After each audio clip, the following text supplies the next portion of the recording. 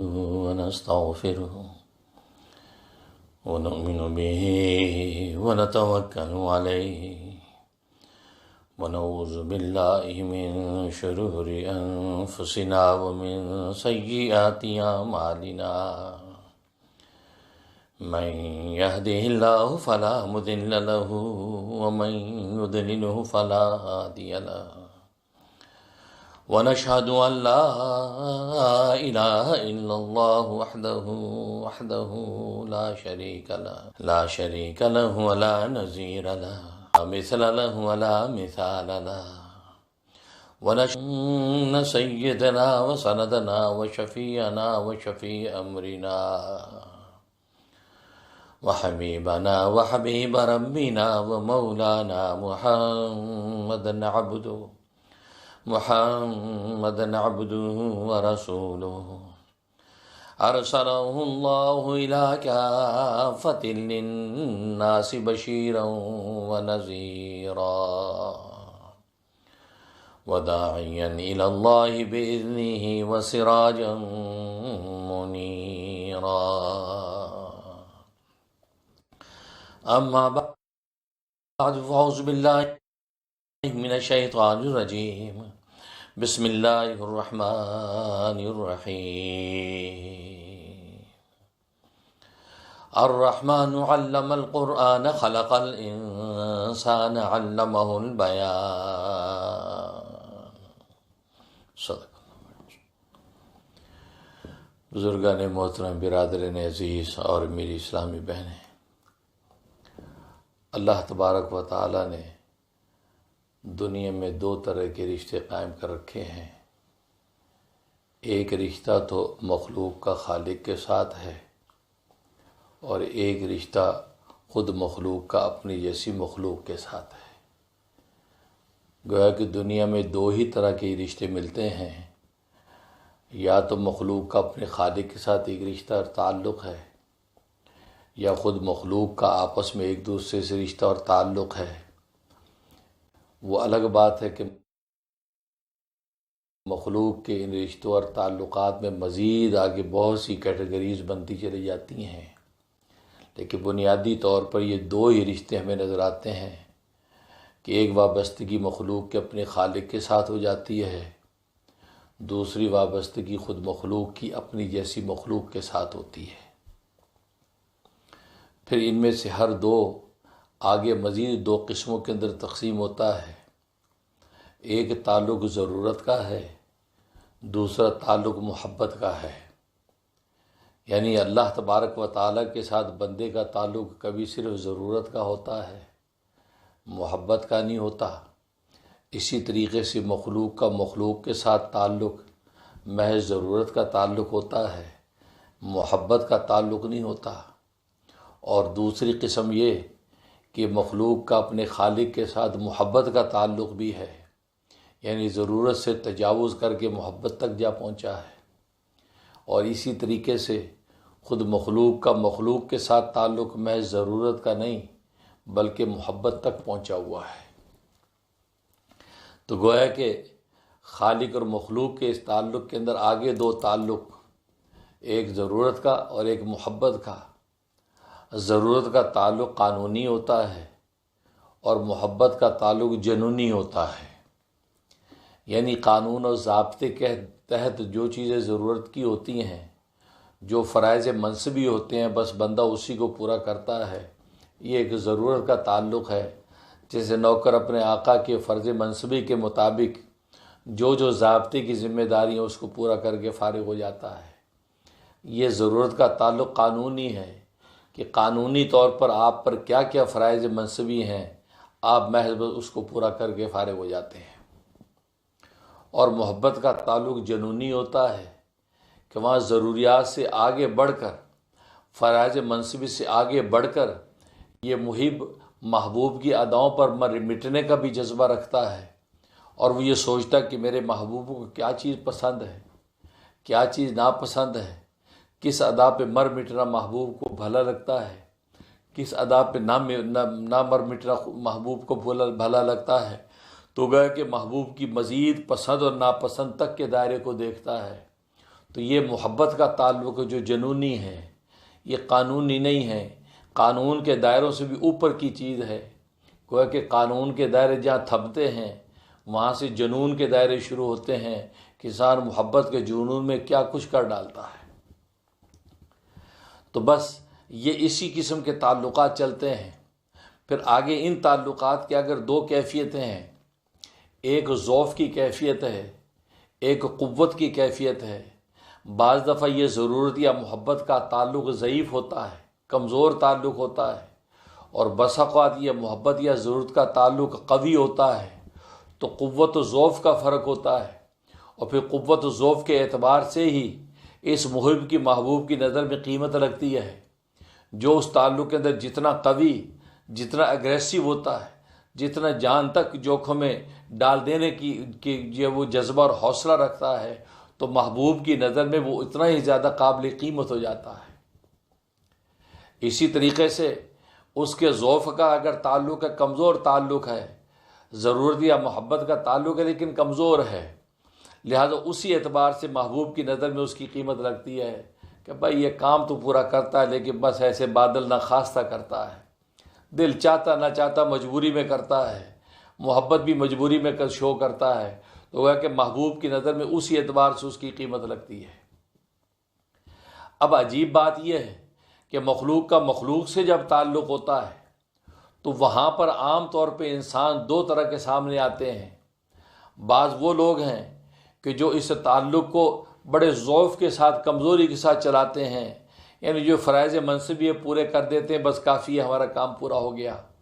یعنی کسی نوکر نے کسی آقا کی نوکری کی، جو نوکری کے اندر کام لکھے ہوئے تھے، صبح سے شام تو کام کر کے فارغ، اس کے بعد وہ پلٹ کے بھی نہیں دیکھتا کہ اس کے آقا کو کیا چاہیے، آقا کس حال میں ہے، آقا کیا چاہتا ہے، وہ دیکھتا بھی نہیں ہوگا۔ صبح شام تک جو ڈیوٹی پوری کر دی، اب ہمیں نہیں مطلب اس سے کہ باس ہمارا کیا کر رہا ہے کیا نہیں کر رہا، اس کو کیا چاہیے کیا نہیں چاہیے، یہ کیفیت۔ اور دوسرے وہ ہیں کہ جو فرائض منصبی سے اوپر اس باس کے منشا اور دل کی چاہت کو بھی دیکھتے ہیں۔ گویا کہ ایکسٹرا ٹائم 5 بجے ڈیوٹی ختم ہو گئی، پھر بھی باس کو دیکھ رہے ہیں، باس بیٹھا تو وہ بھی بیٹھا ہے کہ سر آپ جائیں گے تو میں جاؤں، تاکہ آپ میری سیکورٹی کے اندر آپ اپنے گھر کو روانہ ہو جائیں۔ اگر آپ کو کوئی چائے چاہیے تو بتائیے گا، بھئی آپ کی ڈیوٹی کا ٹائم ختم ہو گیا آپ جائیے۔ کہا کہ نہیں سر یہ کیسے ہو سکتا، کوئی بات نہیں میں آپ کے لیے بیٹھا ہوں۔ تو یہ گویا کہ اس کا تعلق فرائض منصبی بڑھ کے اوپر کا ہے۔ تو دنیا میں گویا کہ مخلوق کا مخلوق سے جب تعلق ہوتا ہے تو اس میں دونوں طرح کے لوگ نظر آتے ہیں، لیکن اس میں عام طور پہ دونوں طرح کی کیٹیگریز کے اندر دوسری کیٹیگری کے جو لوگ ہیں، جو اپنے آقا کی، اپنے اس محبوب اور باس کی زیادہ گویا کہ وہ آشیرواد لینے کے لیے، مزید اس کی خوشنودی لینے کے لیے آگے بڑھنے کا جذبہ رکھتے ہیں، یہ لوگ عام طور پہ زیادہ نظر آتے ہیں۔ اس کی چھوٹی سی مثال دیکھیں، میاں بیوی کا جو تعلق ہے، میاں کے ذمے اس بیوی کا نان نفقہ اور سکنا ہے، اس کو کھانا پینا دینا ہے، اس کو رہنے کے لیے مکان دے دینا ہے، بس اس سے زیادہ اس کے ذمے کچھ نہیں ہے۔ کل کو خدا نہ خواستہ اگر یہ نکاح کا تعلق طلاق پر ختم ہوتا ہے تو اس کو نیرا مہر دے دینا ہے بس۔ اب یہ اور اس بیوی کا علاج معالجہ، دوا دارو کچھ بھی اس شوہر کے ذمے نہیں ہے۔ گویا کہ یہ وہ ضرورت کا تعلق ہے، یہ قانونی ہے، لہذا قانون نے جتنا اس کے اوپر فرائض منصبی لگا دیے ہیں شوہر پر اتنا پورا کرے۔ اس کو کھانا پینا رہنا دے دیا بس، اب وہ بیمار ہوتی ہے خود علاج کراتی پھرے۔ ادھر جو ہے بیوی پر بھی شوہر کا تعلق اتنا ہی ہے کہ شوہر کے لیے کھانا پکا کے دینا اس کی کوئی ذمہ داری نہیں ہے، اس کے لیے روٹی بنا کے دینا اس کی ذمہ داری نہیں ہے، بس اس کی جو گویا کہ اس کی جو نفسانی خواہش ہے اس خواہش کو اچھے طریقے سے پورا کر دینا اصل بنیادی اس کی ذمہ داری ہے، اس کے علاوہ باقی اس کی کوئی ذمہ داری نہیں۔ یہ ضرورت کا قانونی تعلق ہے، لیکن آپ مشاہدہ کرتے ہیں کہ دنیا کے اندر کون سے میاں بیوی ایسے ہیں جو اس قانونی تعلق کو لے کے چلتے ہیں، بلکہ اس سے بڑھ کر آگے وہ اس قانونی کو جنونی بھی بناتے ہیں، اس کے بیوی کے سے کھانے پینے رہنے پر کافی نہیں، بلکہ اس کے لیے اچھے زیور لا کے دیتے ہیں، اس کو تحفے تحائف بھی دیتے ہیں، اس کو عمدہ پوشاکیں بھی دیتے ہیں، اس کو میک اپ کی اچھی اچھی کٹس بھی دیتے ہیں تاکہ تو بھلی اور پیاری لگے، خوبصورت لگے، شہزادی لگے، ملکہ لگے۔ اب وہ شوہر اس قانونی تعلق سے آگے بڑھ کر، کیونکہ ضروریات سے آگے بڑھ کر مستحبات تک پہنچتا ہے کہ جو چیزیں محبوب ہیں اس کی نظر میں وہ تک اس بیوی کو پرووائڈ کرتا ہے۔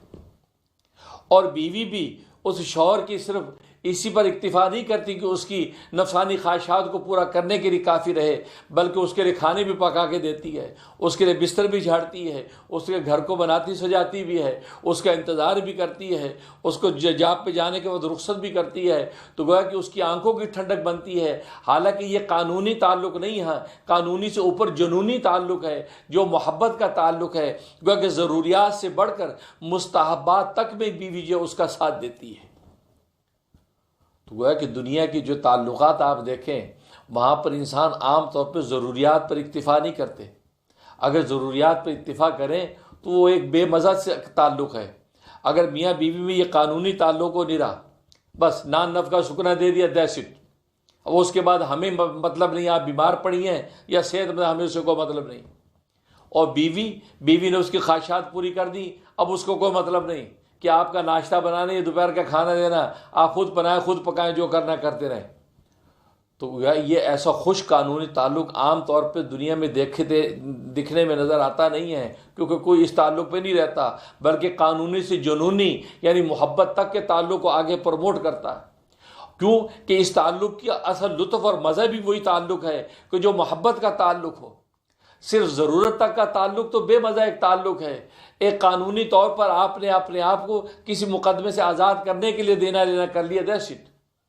لیکن محبت کے تعلق میں جو لطف ہے، میاں بیوی کے اندر محبت کا تعلق، ایک دوسرے پر ضروریات سے زیادہ مستحبات تک جب وہ پہنچتے ہیں تو ان دونوں کے اندر ایسی جانی محبت ہوتی ہے کہ دونوں ایک دوسرے کی آنکھوں کی ٹھنڈک محسوس ہوتا ہے۔ تبھی تو نبی نے ارشاد فرما دیا کہ یہ اچھی بیوی جو دنیا کے اندر گویا کہ جنت کا سامان ہے، اور دنیا کے سامانوں میں بہترین سامان ہے جو اچھی بیوی ہے، اور اچھی بیوی یہی ہے۔ حدیث میں دوسرے مقام پہ فرمایا کہ وہ ایسی محبت شوہر کے ساتھ کرے کہ شوہر جب اپنے گھر سے باہر جائے تو اس کا دل اس کے ہاتھ میں ہو، اس بیوی کے ہاتھ میں اس کا دل ہو، گویا کہ سارا دن وہ اسی کی محبتیں، اس کی اداؤں اور چاہتوں کے اوپر جو اپنا دل و دماغ کے اندر گھومتا پھرے، جس کا نتیجہ یہ ہوگا کہ وہ کسی غیر پہ نگاہ نہیں ڈالے گا، کسی بدکاری کی طرف توجہ نہیں کرے گا، اس کی اپنی بیوی اس کے دل کے اندر جو بیٹھی ہوگی، کی آنکھوں کی ٹھنڈک ہوگی، تو نتیجہ کہ عفیف اور پاک دامن زندگی اس شوہر کو ملے گی، اور بے چین ہوگا کہ باہر کی ضروری کاموں سے فارغ ہو کر وہاں آوارگی میں نہیں وقت ضائع کرے گا، بلکہ فوراً گھر میں آئے گا، کیونکہ بیوی آنکھوں کا نور، دل کا سرور بنا ہوا ہے۔ تو گویا کہ نبی کو بھی گویا کہ وہ محبت ہی کا تعلق مطلوب ہے، ورنہ قانونی تعلق یہ کافی نہیں ہے۔ لیکن عجیب بات یہ ہے کہ جب یہ تعلق اللہ تبارک و تعالیٰ کے ساتھ بندوں کا ہوتا ہے تو بندے عام طور پر ضرورت کے تعلق پر اکتفا کرتے ہیں، وہ وہاں پر محبت اور مستحبات تک پہنچنے کی کوشش نہیں کرتے۔ وہ یہ کہتے ہیں کہ اللہ نے ہم پہ 5 نمازیں فرض کی، ہم نے 5 نمازیں پڑھ لی ہیں بھائی، بس دیسی۔ رمضان کے روزے فرض کے روزے رمضان کے رکھ لیے دیسی، زکوٰۃ دی تھی زکوٰۃ دے دی ہے، حج فرض تھا زندگی میں ایک دفعہ کر لیا ہے۔ یہ فرائض منصبی جو بحیثیت بندے کے اپنے مالک اور خالق کے اس کے اوپر آئے تھے اسے ادا کر دیا دیسٹ، اب اس سے زیادہ کچھ کرنے کو تیار نہیں ہے۔ وہ یہ کہتا ہے کہ بس ضروریات کا تعلق پورا ہو گیا، جتنا مجھے کہا تھا میں نے کر دیا، اب ضروریات سے بڑھ کے آگے مستحبات تک میں پہنچوں، میں اللہ تبارک و تعالیٰ کی ان چیزوں کو بھی غور کروں جس سے اللہ خوش ہوتا ہے، اللہ کو بھلا لگتا ہے، اللہ کو چیزیں پسند ہے، میں وہ بھی کروں۔ نہیں بھائی، یہ نہیں ہوتا ہم سے۔ تو گویا کہ یہ وہ لوگ ہیں کہ جو اس تعلق کے اندر ضعیف اور کمزور ہیں، جو صرف فرائض پورے کرنے تک، واجبات پورے کرنے تک اتفاق کرتے ہیں، وہ کہتے بس یہی کافی ہے۔ اور یقیناً مغفرت و بخشش کے لیے اتنا کافی ہے۔ جیسے کہ ایک شوہر بیوی کی ضروری چیزوں کو پورا کر دے تو اللہ تبارک و تعالیٰ کے یہاں اس کی گویا کہ کوئی پوچھ نہیں ہے، کیونکہ اس نے اپنے فرائض منصبی پورے کر دیے۔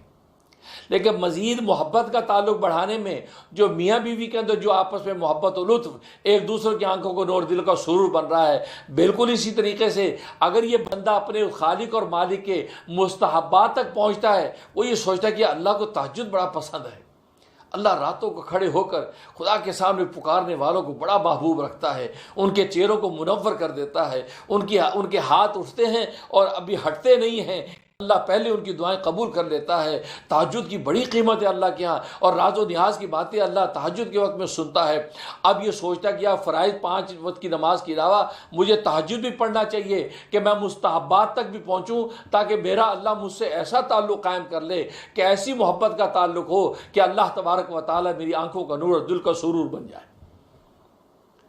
تو یہ جب کوئی اس پر پہنچتا ہے تو اللہ تبارک و تعالیٰ سے اس کا تعلق ایسے ہی ہو جاتا ہے کہ اللہ تبارک و تعالیٰ کی آنکھوں کا نور، دل کا سرور بن جاتا ہے۔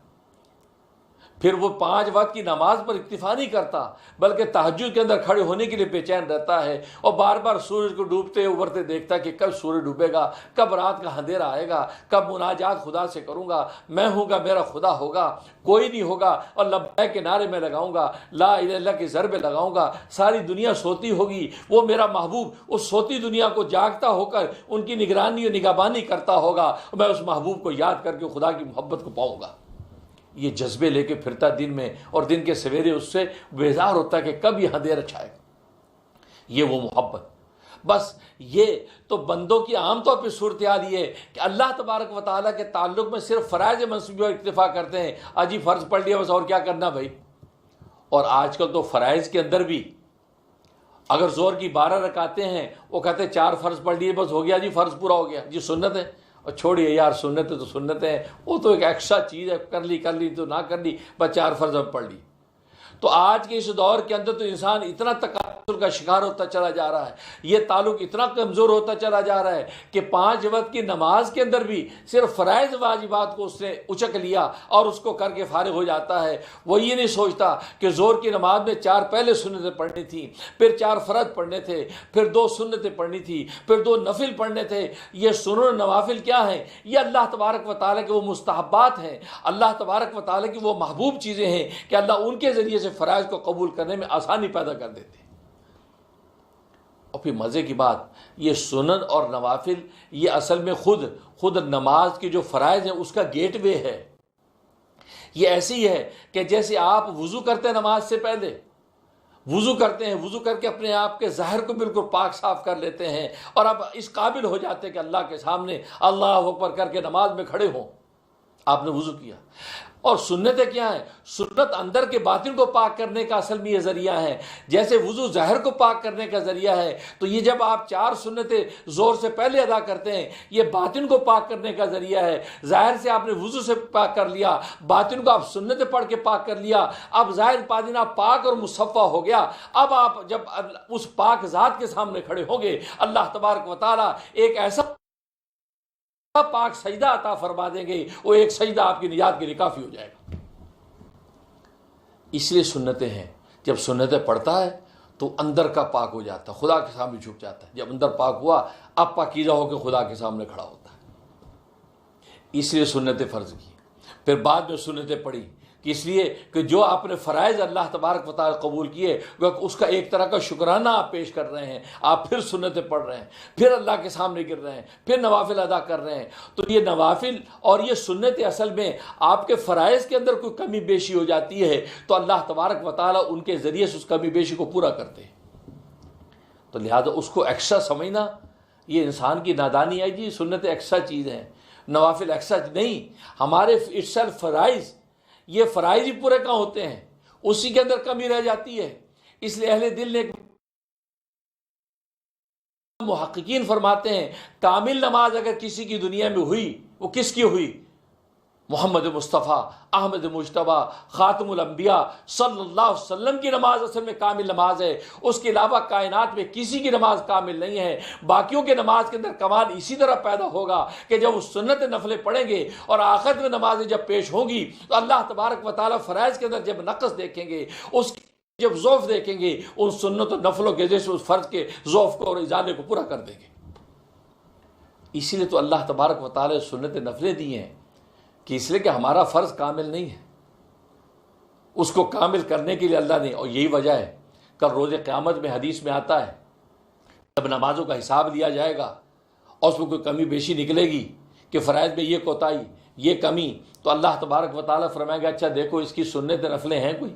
ہاں جی ان کے نوافل ہیں، سنن ہیں، فرمایا اس کے نوافل سنن کے ذریعے سے اس کے فرائض کی کمی پوری کر دو۔ اب بتائیے جو چیز آپ کے فرائض کو پورا کرنے کے لیے آپ کے ساتھ لگائی گئی ہے، آپ اس کو ایکسٹرا کیسے کہہ سکتے ہیں کہ یہ ایکسٹرا ہے؟ ایکسٹرا نہیں، آپ کی اس نماز کا حصہ ہے۔ لہٰذا زور کی نماز آپ کو 12 رکعت ہی پڑھنی چاہیے، کیونکہ آپ کی جو 4 فرض ہیں اسی کی تکمیل کے لیے اللہ تبارک و تعالیٰ نے باقی جو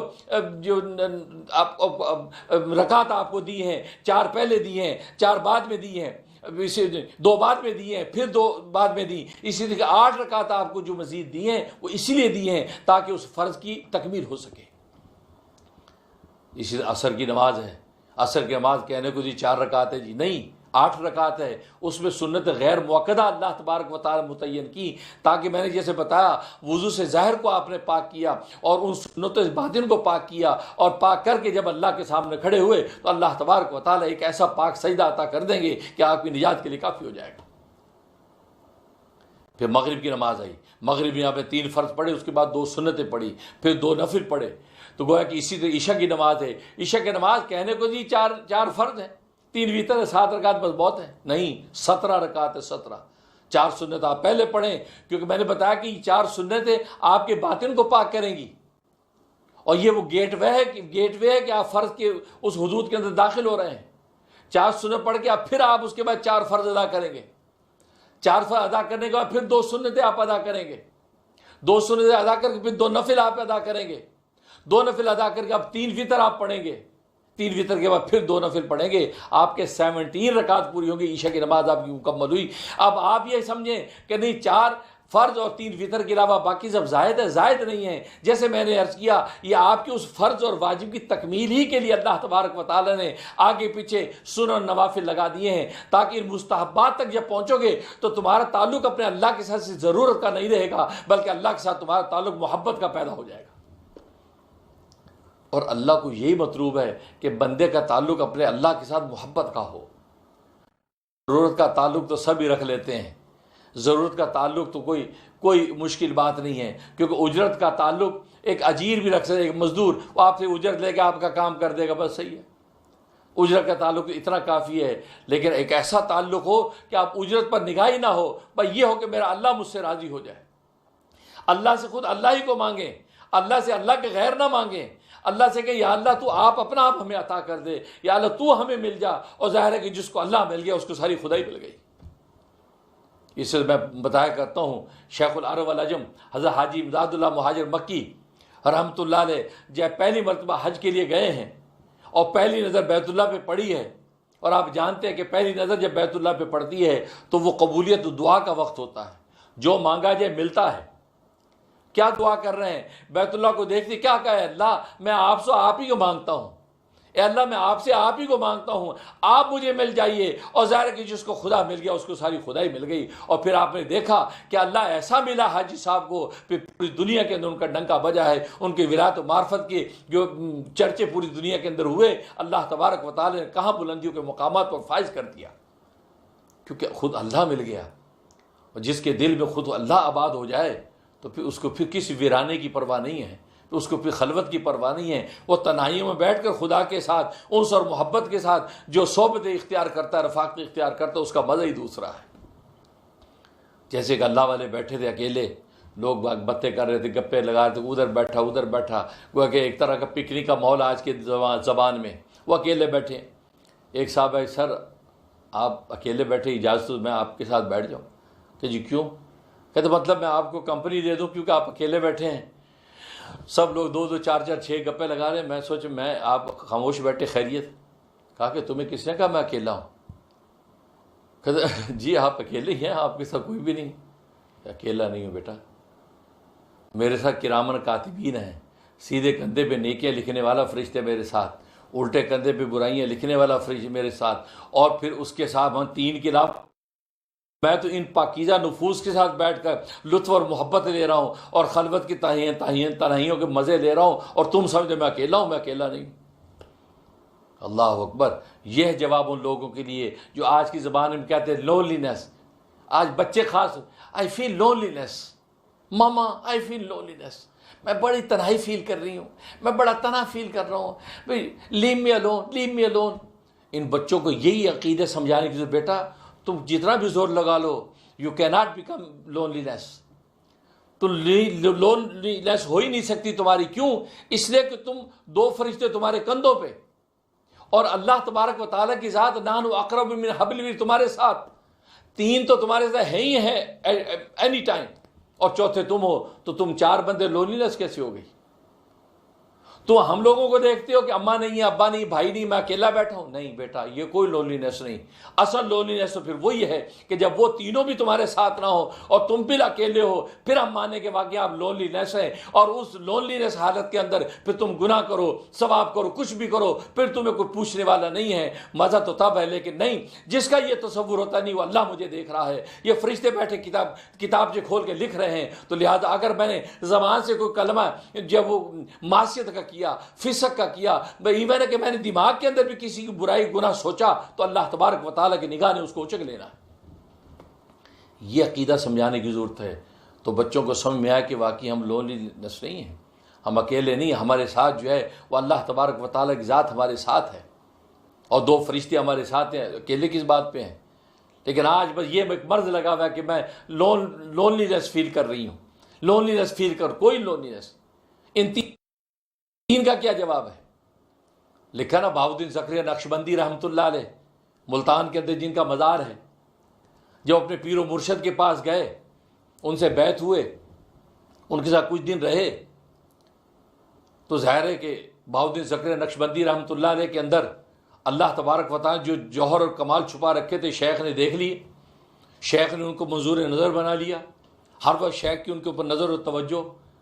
اب ظاہر ہے کہ انسان کی رقابت ہے، تو دین و سالکین وہ جیلسی فیل کرنے لگے، کہنے کہ یار یہ نیا نیا آیا ہے، اور آتے شیخ صاحب کی آنکھوں کا نور سرور بن گیا، یہ کیا چکر ہے؟ اب آپ نے چمگوئیاں، تو شیخ تک بھی بات پہنچ گئی۔ تو شیخ نے ایک دن تشریف لائے، اور 5 کبوتر ان کے پاس ہیں، اور 5 چھریاں، اور وہ 4 لوگ جو آپس میں اعتراض سوال کرتے تھے کہ یار کیوں حضرت نے اس کو خاص بنا لیا، ایک کو بلا ادھر آؤ، یہ کبوتر لو، یہ چھری لو، جاؤ جنگل میں ایسی جگہ پر ذبح کر کے لاؤ جہاں تمہیں کوئی دیکھتا نہ ہو۔ جی فٹافٹ جلدی، دیکھو کون جلدی آتا ہے، بھئی تم بھی آؤ، یہ کبوتر ایسی جگہ جا کے ذبح کرو جہاں تمہیں کوئی دیکھتا نہ ہو، کہ جی ٹھیک ہے۔ وہ بھی تیسرا چوتھا، پھر بہاؤالدین زکریا کو بلایا، کہا کہ لو یہ ایسی جگہ ذبح کر کے لاؤ جہاں تمہیں کوئی دیکھتا نہ ہو۔ چلے گیا۔ اب تھوڑی دیر کے بعد ایک آ گیا ذبح کر کے، جی لیا، بہت اچھا، دوسرا آ گیا، اسی میں تیسرا آ گیا، اس نے بھی ذبح کر کے، چوتھا آ گیا، بہاؤالدین زکریا نقشبندی نہیں آئے۔ اب یہ جناب آنکھیں مار رہے ہیں ایک دوسرے کو، خوش ہو رہے ہیں، لو جی رہ گیا، ہم جلدی آ گئے۔ شیخ نے کہا تھا کون جلدی آتا ہے، ہم چاروں جلدی آ گئے، اور وہ ابھی تک نہیں آیا۔ اب شیخ نے کہا بہاؤالدین نہیں آیا، سب نے کہا جی پتہ نہیں کرتے، اتنے میں بہاؤالدین زکریا آ گئے، وہ زندہ کبوتر لے کے ہاتھ میں چھری، کہا کہ میاں کیا ہوا، ذبح نہیں کیا؟ کہا حضرت آپ نے شرط لگائی تھی ایسی جگہ ذبح کریں جہاں کوئی دیکھتا نہ ہو، لیکن میں جہاں بھی ذبح کرنے کے بیٹھا وہاں کوئی دیکھتا تھا۔ عجیب ہے، تم نے کہاں ذبح کیا؟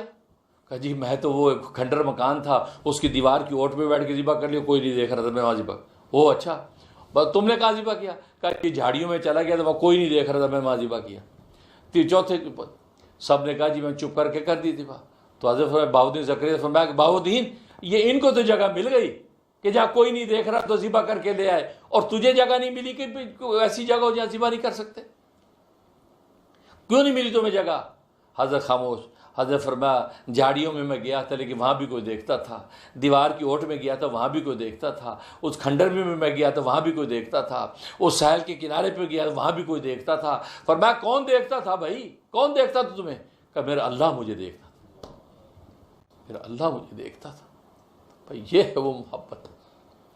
دنیا سمجھتی اکیلا بہاؤالدین زکریا بیٹھا ہے، بہاؤالدین زکریا سمجھ میں اکیلا نہیں ہوں بھائی، وہ اللہ مجھے دیکھ رہا ہے. اور شیخ نے کہا کوئی تجھے دیکھتا نہ ہو وہاں ذبح کرنا, ایسا مقام تو کوئی ہے ہی نہیں جہاں مجھے کوئی دیکھتا نہ ہو. اور پھر 2 گواہ بھی اللہ کے موجود ہیں دیکھنے کے, کرامن کاتبین, ہر معاملے کے 2 گواہ ہوتے ہیں. اللہ کے دیکھنے پر 2 گواہ موجود ہیں, ہمارے کندھوں پہ بٹھائے اللہ نے کہ ہم گواہ ہیں کہ اللہ دیکھ رہا ہے. حضرت شیخ نے فرمایا کہ دیکھا لوگوں سنو, یہ ہے بہاؤ الدین زکریا, یہ بہاؤ الدین زکریا ابھی جمعہ 8 دن میری خانقاہ میں آیا ہے, لیکن لا الہ الا اللہ کے ضربے لگا کے اس کے قلب و جان وہاں پہنچ گئے ہیں کہ جہاں برسہ برس کی محنت کے بعد انسان پہنچتا ہے, کہ درجہ احسان اس کو حاصل ہو گیا کہ جھاڑیوں اور جنگلوں کے اندر بھی تصور مانتا کہ میرا اللہ مجھے دیکھ رہا ہے. بھائی اسی وجہ سے یہ میرا منظور نظر ہے, اس لیے میں اس کو سب سے پہلی سب میں بٹھاتا ہوں. میرے دوستوں بزرگوں, یہ ہے وہ حقیقت. یہ کب حاصل ہوتی ہے؟ جب تعلق ضروریات سے نکل کے مستحبات تک پہنچتا ہے.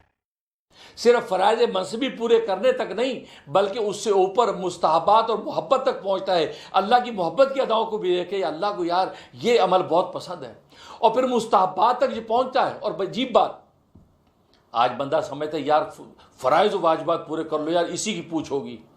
لیکن اس کو یہ خبر نہیں, اللہ کی شان تو ایسی بے نیاز ہے کہ کبھی کسی مستحب کے اوپر ایسی بخشش کر دیتے ہیں, فرائض کے بغیر مستحب پر بخشش ہو جاتی ہے. علماء جانتے ہیں امام سیبویہ بہت بڑا نحو کا امام گزرا ہے. وہ معتزلی تھا, عقیدے کے اعتبار سے معتزلی تھا, اور معتزلہ کے عقیدے گمراہ کن عقیدے ہیں. عقیدے کی وجہ سے پکڑو تو بخشش نہ ہو, یہ کیفیت ہے. اور علم و نحو یعنی عربی گرامر کا بہت بڑا امام, بڑی تحقیقات اس نے کی. اس کا انتقال ہو گیا. کسی نے خواب میں پوچھا ایمان سیبویہ کیا بنا تیرا؟ کہا کہ اللہ نے میری بخشش کر دی. بخشش ہو گئی؟ کیسے؟ کہا کہ ایک ایسی بات میں بخشش ہوگی کہ جس کا میں نے سوچا بھی نہیں تھا. کہ کیا بات؟ کہا ہوا یہ کہ جب علم النحو کے اندر یہ بحث چلی کہ عارف المعارف کیا ہے, یعنی سب سے معرفہ ترین کوئی لفظ ہے وہ کون سا لفظ ہے, عارف المعارف کہتے ہیں, وہ کون ہے؟ تو کسی نے کہا کہ ضمیر متکلم, انا کی ضمیر متکلم جو ہے یہ عارف المعارف. کسی نے تحقیق کی کہ نہیں ضمیر مخاطب یہ عارف المعارف ہے. انتا انتی کی ضمیر عارف المعارف ہے. کہا کہ میں نے تحقیق کی تو میں نے کہا لفظ اللہ یہ عارف المعارف ہے.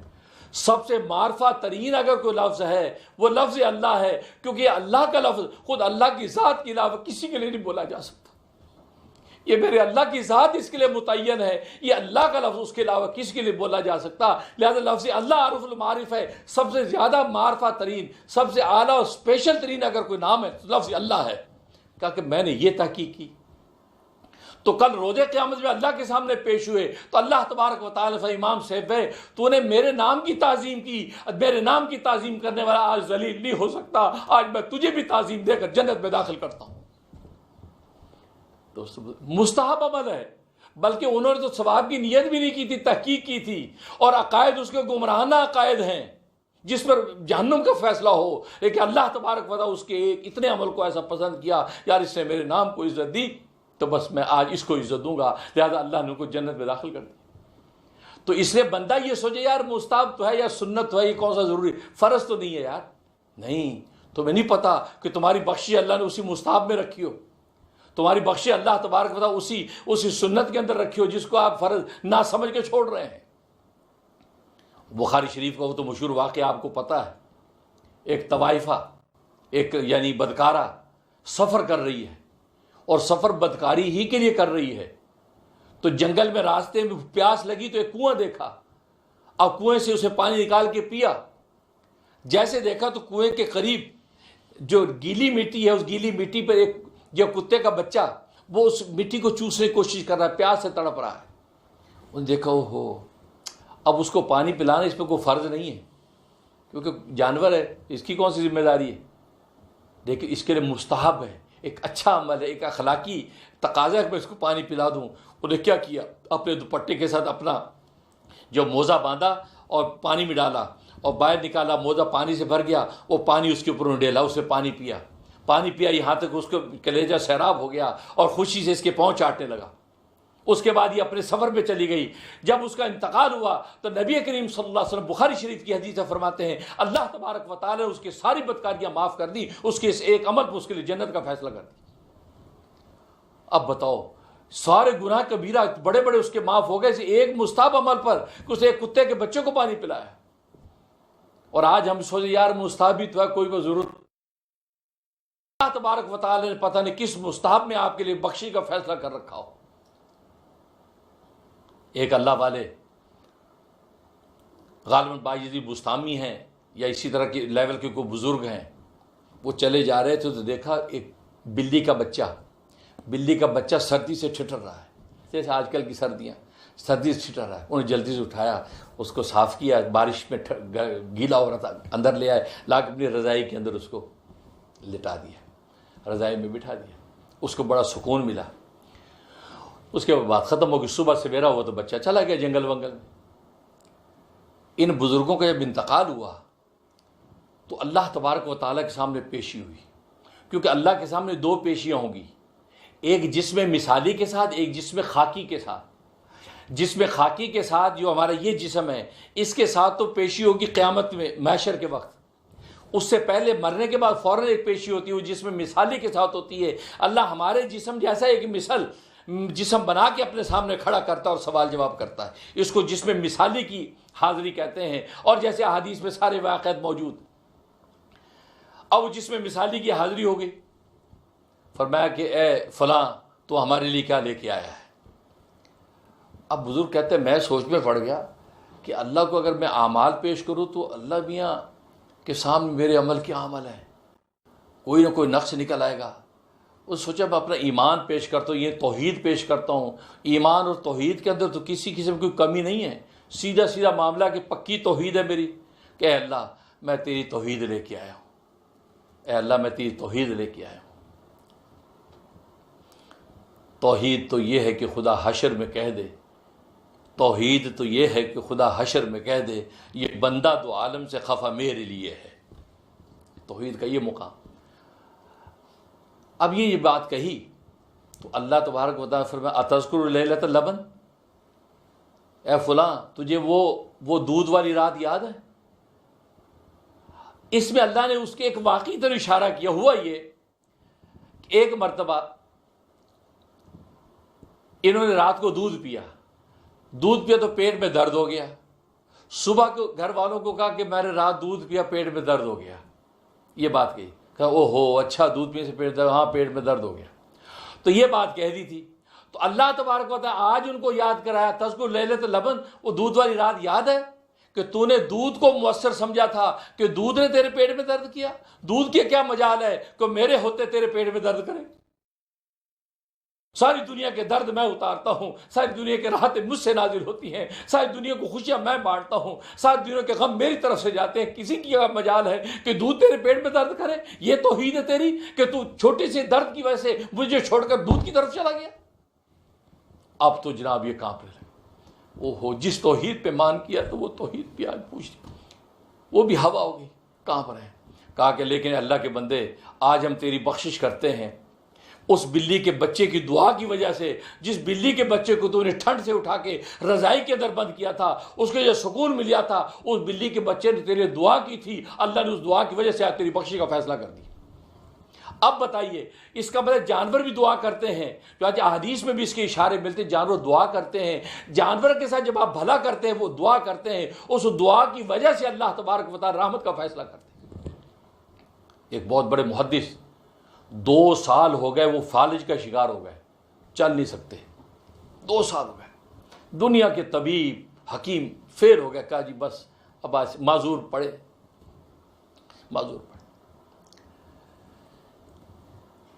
ہوا یہ کہ